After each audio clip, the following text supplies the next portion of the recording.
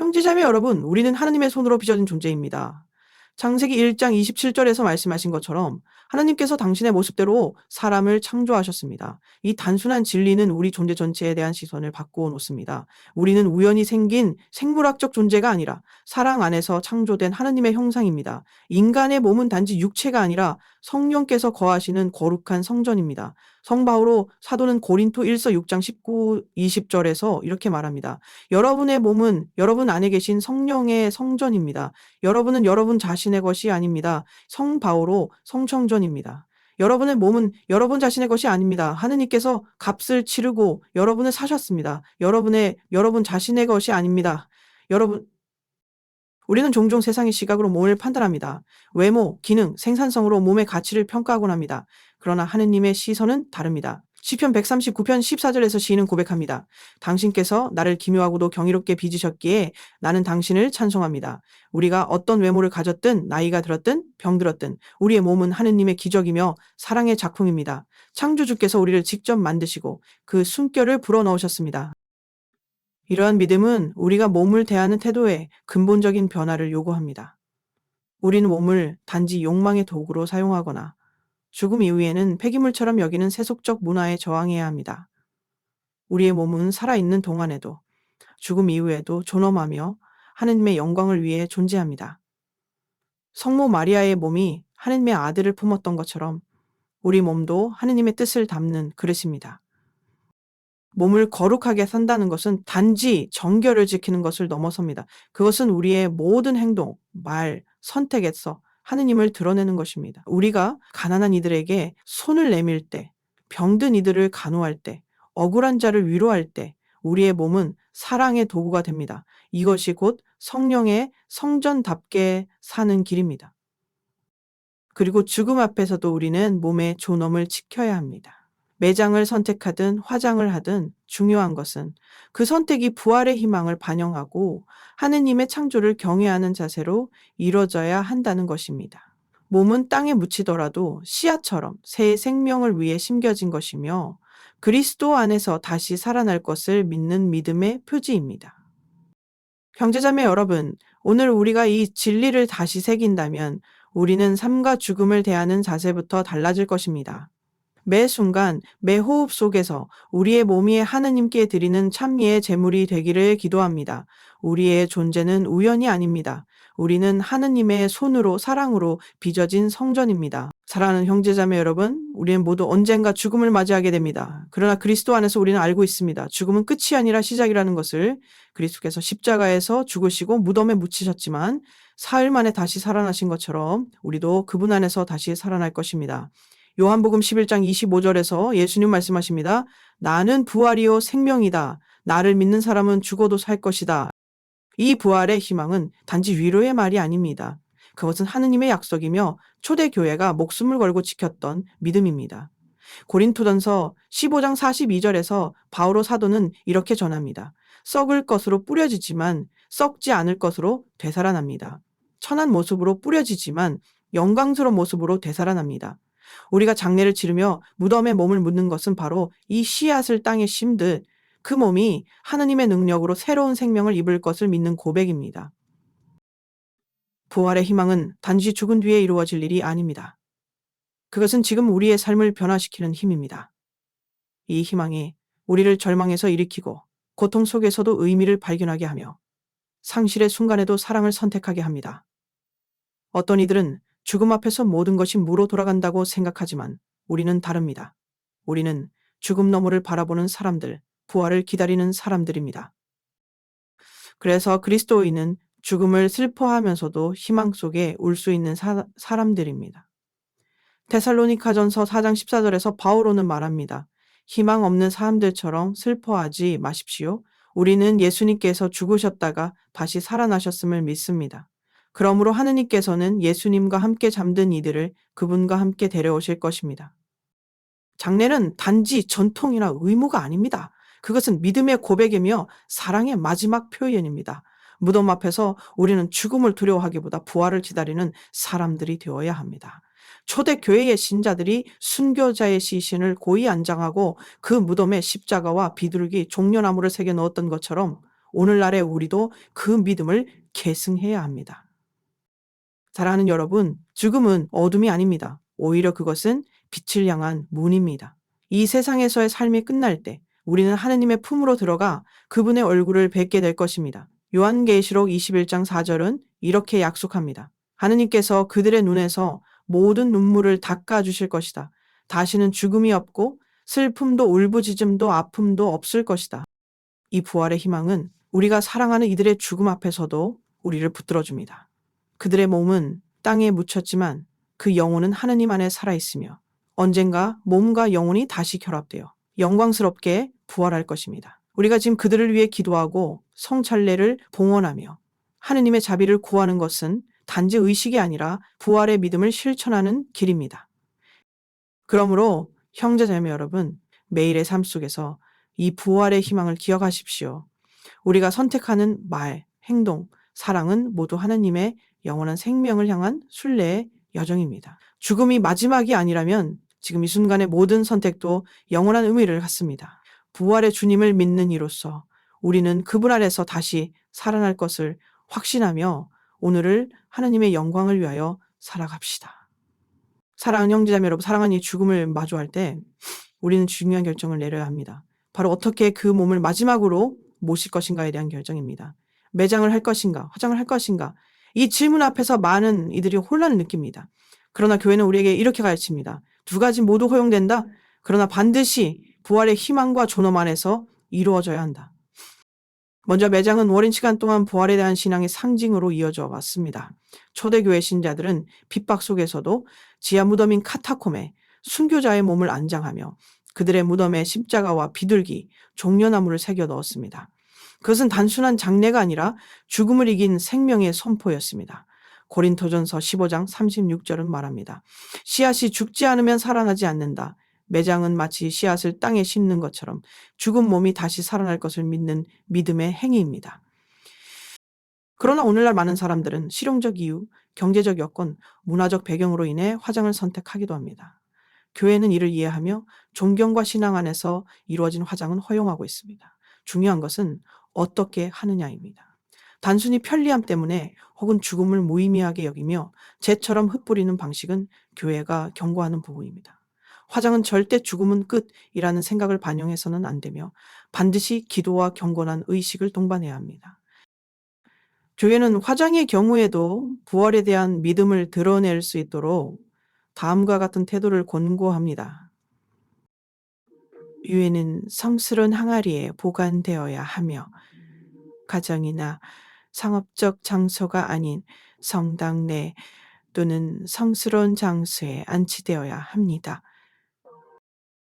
유해를 나누어 보관하거나 바다나 산에 흩뿌리는 행위는 신앙의 상징성과 공동체적 기도에서 벗어날 위험이 있으므로 피해야 합니다. 가능한 경우 화장 후에도 그리스도인의 장례 미사와 연도, 성당에서의 고별 예식을 함께하는 것이 바람직합니다. 사랑하는 여러분, 매장과 화장은 단지 육체적 처리 방법이 아니라 우리의 영적 고백이자 신앙의 표현입니다. 우리가 어떤 선택을 하든 그것은 그 사람의 몸이 하느님의 형상이었음을 인정하고 부활을 기다리는 거룩한 씨앗임을 드러내는 예식이 되어야 합니다. 매장을 선택했다면 단순한 관을 넘어 하느님께 그 몸을 맡기는 기도의 장소로 삼으십시오. 화장을 선택했다면 그 유해가 사랑의 기억과 부활의 희망을 담은 그릇이 되도록 하십시오. 오늘날 문화는 점점 더 죽음을 사적인 일로 축소시키고 장례를 빠르고 조용히 처리하려고 합니다. 하지만 우리는 그리스도인입니다. 우리는 죽음을 신앙의 사건으로 바라보고 모든 장례의 행위 속에서 하느님의 사랑과 부활의 약속을 세상에 선포해야 합니다. 그러므로 사랑하는 형제자매 여러분, 여러분이 사랑하는 이를 떠나보낼 때 그 마지막 선택이 하느님께 드리는 찬미와 희망의 고백이 되기를 기도합니다.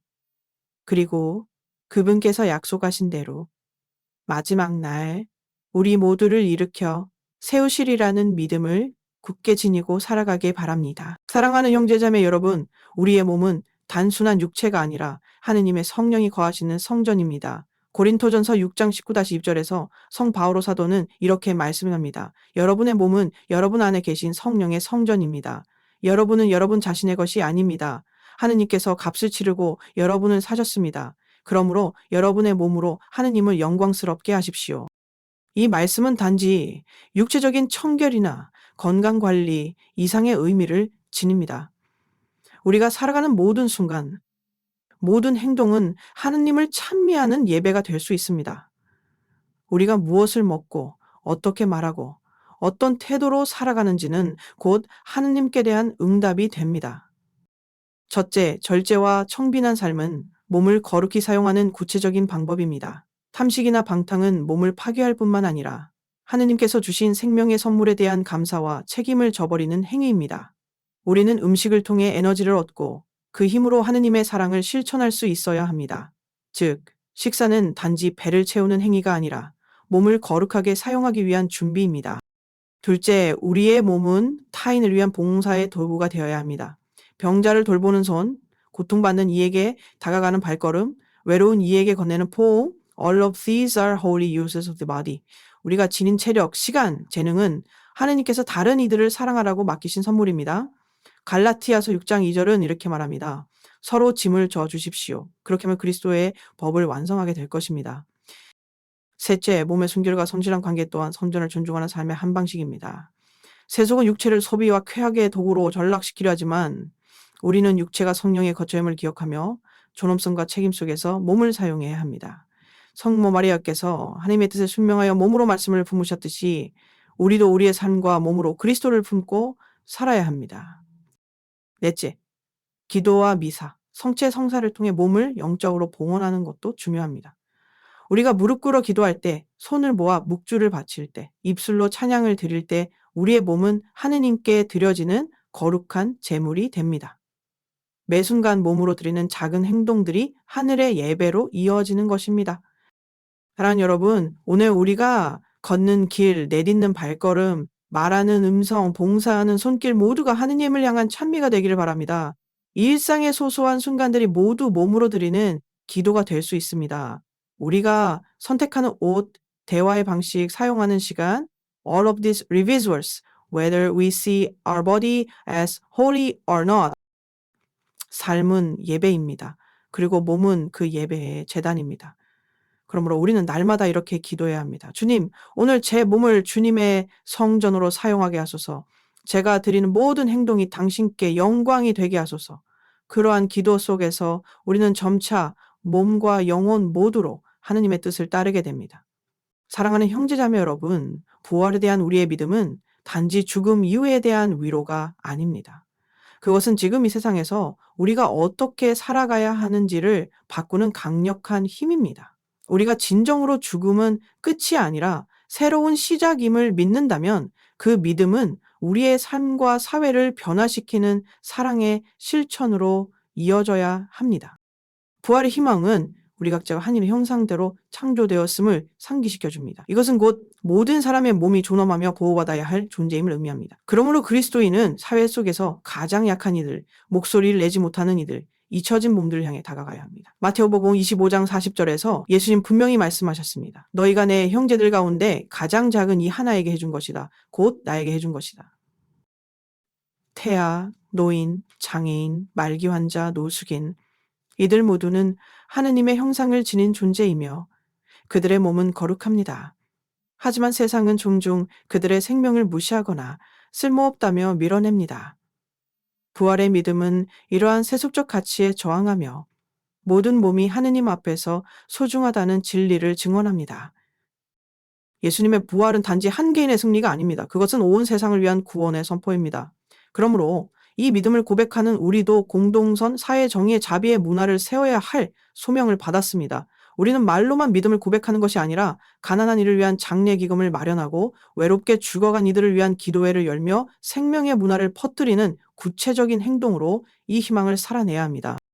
성모 마리아와 함께 서 있는 교회는 고통받는 인류 곁에 함께 서 있어야 합니다. 마치 예수님께서 병든 자들을 고치고 굶주린 자를 먹이셨듯이 우리도 오늘날의 상처 입은 몸들을 향해 자비의 손길을 내밀어야 합니다. 부활의 희망은 단순한 철학이 아닙니다.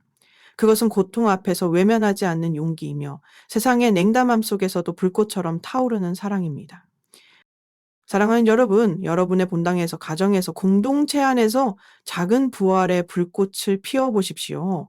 성체 조배 시간을 만들고 노인을 위한 방문 봉사를 조직하고 무연고자의 장례에 함께 참여하십시오. 이런 작은 행동들이 모여 사회 전체를 변화시킵니다.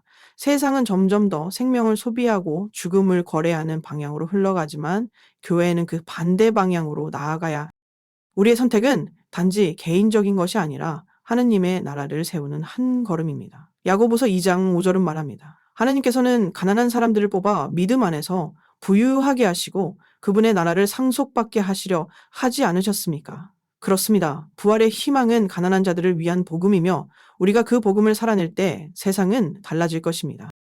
형제자매 여러분, 이제 우리가 할 일은 분명합니다. 부활의 믿음을 마음속에만 간직하지 말고 손과 발로, 말과 행동으로 실천하는 것입니다. 그렇게 할 때 우리는 세상의 어둠 속에서 부활의 빛이 되는 증인들이 될 것입니다. 그리고 그 빛은 시간이 지나도 꺼지지 않는 하느님의 생명의 불꽃이 될 것입니다. 사랑하는 형제자매 여러분, 우리의 믿음은 거창한 말이 아니라 작은 선택들의 충실함 속에서 드러납니다. 몸을 거룩하게 대하는 우리의 태도, 사랑으로 행한 모든 작은 행동, 존엄을 지키는 삶의 자세는 단지 개인의 덕이 아니라 하느님의 나라를 세우는 살아있는 돌이 됩니다. 베드로전서 2장 5절은 우리를 이렇게 부릅니다. 여러분도 살아있는 돌로서 영적 집을 지어가십시오. 우리가 몸을 존중하고 사랑으로 행동할 때 그것은 우리 세대에서 끝나는 것이 아닙니다. 그것은 다음 세대에 이어질 신앙의 유산이 됩니다. 아이가 어머니가 기도하며 노인을 돌보는 모습을 볼 때, 손자가 조부모가 조용히 묵주를 쥐고 돌아가신 이를 위해 기도하는 모습을 볼 때 믿음은 전해집니다. 말이 아닌 몸으로 살아낸 믿음, 그것이 진짜 유산입니다. 오늘날 세상은 점점 더 몸을 상품화하고 쾌락과 효율만을 추구하는 문화 속으로 빠져들고 있습니다. 그러나 우리가 몸을 성령의 성전으로 보고 삶과 죽음 속에서 하느님의 형상을 존중할 때 우리는 그 흐름을 거슬러 거룩한 저항의 증인이 됩니다. 이런 삶의 선택은 평범해 보이지만 하느님의 눈에는 영원한 가치를 지닌 결정입니다. 한 아이가 부모와 함께 성당에서 고인의 관 앞에 무릎을 꿇고 기도합니다. 또 다른 이는 화장 후에도 유해를 정성스럽게 성당 납골당에 안치하고 매년 미사를 봉헌합니다. 이런 행동 하나하나가 바로 살아있는 믿음의 건축 재료입니다. 교회는 이런 평범한 신자들의 선택 위에 세워집니다. 제단 위의 성체도 장례 미사 속의 연도도 집안의 작은 기도 공간도 모두 하나님의 임재를 드러내는 거룩한 공간이 됩니다. 그리고 이런 삶은 다른 이들에게 빛이 됩니다. 마테오복음 5장 16절 이렇게 말합니다. 너희의 빛이 사람들 앞에 비치게 하여라. 그들이 너희의 착한 행실을 보고 하늘에 계신 너희 아버지를 찬양하게 하여라. 우리가 몸을 존중하는 삶, 기도와 섬김으로 살아가는 일상, 그 모든 것이 하느님의 영광을 드러내는 길이 됩니다. 특별히 자녀들에게 신앙의 전통을 물려주는 것은 말보다 삶으로 보여줄 때 더욱 강력합니다. 매일 저녁 식사 전에 가족이 함께 기도하고 돌아가신 조부모를 위해 성월에 연도를 바치는 가정, 성체조배 시간에 아이와 함께 머무는 부모, 이 모든 것이 미래의 교회를 준비하는 일입니다. 교회의 위기는 화려한 미디어가 부족해서가 아니라 삶으로 믿음을 살아내는 이들이 줄어들기 때문입니다. 사랑하는 여러분, 지금 이 순간의 선택이 하느님의 나라에 어떤 의미를 남길지 우리는 다 알 수 없습니다. 하지만 우리는 믿습니다. 주님 안에서 하는 수고는 헛되지 않다. 1코린토 15장 58라는 것을. 그러므로 지금 이 순간에도 우리의 몸과 삶을 통하여 하느님의 영광을 드러내는 거룩한 삶을 살아가야 합니다. 사랑하는 형제자매 여러분, 신앙의 길은 언제나 평탄하지 않습니다. 때로는 고통, 상실, 의심, 외로움이 우리를 덮쳐옵니다. 기도에도 응답이 없는 것 같고 미사에 나가도 마음은 공허할 때가 있습니다. 그러나 바로 그 순간이야말로 우리의 믿음이 가장 깊어지는 자리임을 기억해야 합니다. 요한복음 11장 35절은 이렇게 짧게 말합니다. 예수께서 오셨다. 나자로의 무덤 앞에서 예수님조차 눈물을 흘리셨습니다. 요 장면은 하나님께서 우리의 슬픔과 상실을 외면하지 않으신다라는 증거입니다. 우리는 혼자가 아닙니다. 우리가 눈물 흘릴 때 그리스도께서도 함께 눈물을 흘리십니다. 그리고 십자가 위에서 그 고통을 구원의 길로 변화시키셨습니다. 고통은 믿음을 흔드는 도전이 될 수 있습니다. 하지만 바오로 사도는 골로새서 1장 24절에서 이렇게 고백합니다. 나는 지금 여러분을 위하여 겪는 고난을 기뻐하며 그리스도의 남은 고난을 제 몸으로 채우고 있습니다. 우리의 고통이 그리스도의 십자가와 하나 될 때 그것은 구원을 위한 도구로 변화됩니다. 고통을 단지 견디는 것이 아니라 신앙 안에서 받아들이고 봉헌하는 것이 진정한 믿음의 길입니다. 기도가 식어갈 때 우리는 더욱 의지를 다져 기도의 자리에 머물러야 합니다. 미사에 감동이 없어도 찬양이 입에서 잘 나오지 않아도 주님의 현존은 여전히 거기에 있습니다. 히브리서 4장 16절은 말합니다. 그러므로 우리는 자비를 받고 제때에 도움을 얻기 위하여 확신을 가지고 은총의 보좌 앞으로 나아갑시다. 주님은 우리가 연약할 때 더욱 가까이 계십니다. 특히 고통 중에도 작은 선택을 통해 신앙을 지켜내는 것이 중요합니다. 밤마다 묵주기도 단을 바치는 것, 성당에서 조용히 성체 앞에 머무는 것, 가족을 위해 작게 희생하는 것, 이 모든 것이 하느님께 드리는 신앙의 열매가 됩니다. 이 작은 신실함이야말로 영원한 생명의 씨앗이 됩니다. 또한 우리는 서로를 위해 기도하며 공동체 안에서 신앙을 나눠야 합니다. 혼자 고통을 감당하기보다는 함께 기도하고 서로의 짐을 나눌 때 우리는 더욱 강해집니다. 갈라티아서 6장 2절은 이렇게 말합니다. 서로 짐을 져주십시오. 그러면 그리스도의 법을 완성하게 될 것입니다. 공동체 안에서의 연대는 하느님의 위로를 세상 속에 드러내는 통로입니다. 사랑하는 여러분, 우리가 겪는 모든 고통은 하느님 안에서 의미를 가지게 됩니다. 우리의 눈물은 하늘의 보석이 되고 인내는 희망의 뿌리가 되며 작은 믿음의 행동들은 하느님의 나라를 여는 열쇠가 됩니다. 세상은 약함을 부끄러워하지만 하느님께서는 그 약함 안에서 자비와 구원의 힘을 드러내십니다. 그러므로 고통의 순간에도 믿음을 포기하지 마십시오. 작은 기도, 조용한 미사, 거룩한 침묵, 그리고 용서의 선택은 세상 누구도 보지 못할지라도 하느님께서는 기억하십니다. 그분의 사랑은 결코 식지 않으며 우리가 짊어진 십자가는 부활로 이어지는 다리가 될 것입니다. 사랑하는 형제자매 여러분, 그리스도의 부활은 단지 과거의 기적이 아닙니다. 그것은 오늘을 사랑하는 우리에게 세상을 변화시킬 사명을 부여하는 현재의 빛입니다. 이 빛은 어둠 속에 있는 이들에게 희망이 되고 분열과 증오 속에 사랑을 심는 불꽃이 됩니다. 부활의 믿음을 고백하는 우리는 세상을 위한 빛이 되어야 합니다. 마테오복음 5장 14절은 이렇게 선언합니다. 너희는 세상의 빛이다. 빛은 감춰질 수 없습니다. 참된 믿음을 지닌 이는 세상의 구석진 곳에 머무르지 않고 기도와 사랑, 정의와 연대를 통해 어둠을 비추는 증인이 됩니다. 오늘날 세상은 생명을 경시하고 몸을 도구로 삼으며 죽음을 단순한 종료로 여깁니다. 하지만 그리스도인은 몸과 영혼 모두 하느님의 형상으로 창조되었음을 기억하며 모든 사람을 존중하고 보호해야 합니다. 가난하니, 병드니, 외로우니, 태아, 노인, 모두가 존엄한 존재이며 우리가 외면하지 말아야 할 형제들입니다. 부활의 희망은 우리를 사랑과 연대의 삶으로 초대합니다. 아프고 상처 입은 이들의 곁에 머물고 정의가 무너진 자리에서 목소리를 내며 고독한 이를 위해 기도하는 것. 이 모든 것이 하느님의 빛을 세상에 전하는 길입니다. 이는 거창한 일이 아닙니다. 가족 안에서 용서를 선택하고 마주친 노인에게 인사를 건네며 돌아가신 이를 위해 촛불 하나 켜는 것부터 시작됩니다. 가정은 이 사명을 이루는 첫 번째 성전입니다. 거실 한켠에 작은 기도 공간을 마련하고 십자가와 성모님의 상본, 성경과 촛불을 놓아두십시오. 하루를 시작하며 주님, 오늘도 당신의 빛으로 살게 하소서라고 기도해 보십시오. 저녁마다 가족과 함께 묵주기도를 바치고 이웃과 어려움을 나누는 시간을 가져보십시오. 그 작은 빛들이 모여 교회와 세상을 밝혀줄 것입니다. 공동체 안에서도 우리는 부활의 증인이 되어야 합니다. 본당에서 연령회를 조직하고 병자 방문팀에 참여하며 노숙인이나 무용고자의 장례를 함께 준비하는 일은 세상의 부활의 희망을 전하는 가장 구체적인 신앙 행위입니다. 자비를 실천하고 기도 시간을 나누고 성체 앞에 머무는 시간은 우리가 세상 속에서 그리스도의 빛을 살아가는 길입니다. 사랑하는 여러분, 이 세상은 점점 더 차갑고 분열된 방향으로 흐르고 있습니다. 그러나 부활하신 그리스도께서 말씀하십니다. 두려워하지 마라. 나는 세상을 이겼다.